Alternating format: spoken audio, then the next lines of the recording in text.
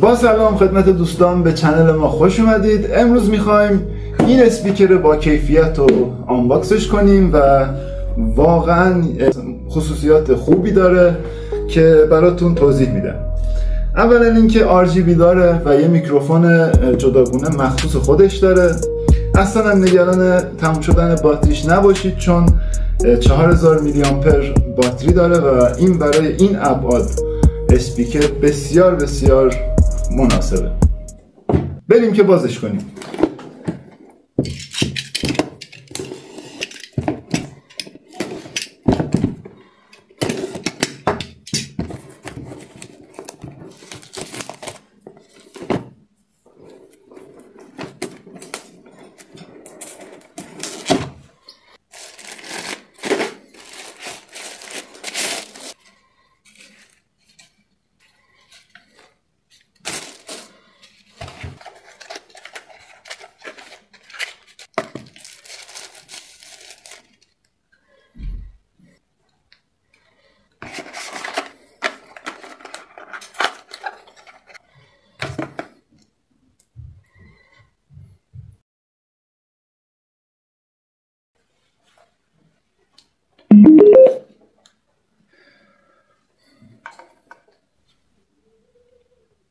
ساعت 8 یواش یواش شروع کنیم، بریم خیابون کم شلوغ کنیم. من بهتره کنیم امروز پیش از حد، آخه توی کل سال یه روز فقط.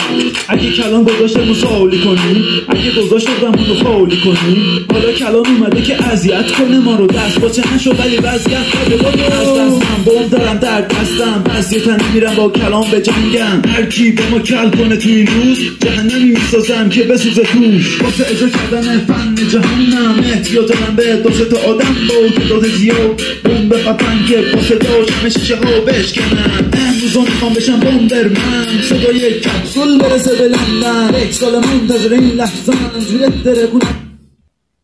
خب دوستان، همونطور که دیدید کیفیت این اسپیکرمون فوق العاده است. اندازش هم کوچیکه و به نسبت اندازش واقعا میشه گفت خیلی عالیه. حالا بریم که میکروفون رو تست کنیم. موجه انفجار بمب من باعث میشه همه ازم دور بشن. جهنمی بسازم از درصد بار من هم صد رحمت بکنیم زمین که وقتشه. حتی که نداره نزدیک بشه. جیبم و تو توی دستم بمب با ما حتی دور کمر بستم. همه با هم خودیش رو بردار ازش ببریم بس ما عذاب شروع میشه این کار ما. امیدوارم که از این ویدیو خوشتون اومده باشه. اگه دوست داشتید لایک کنید و یه کامنت هم پایین بنویسید. خیلی ممنونتون میشم. خدا نگهدار.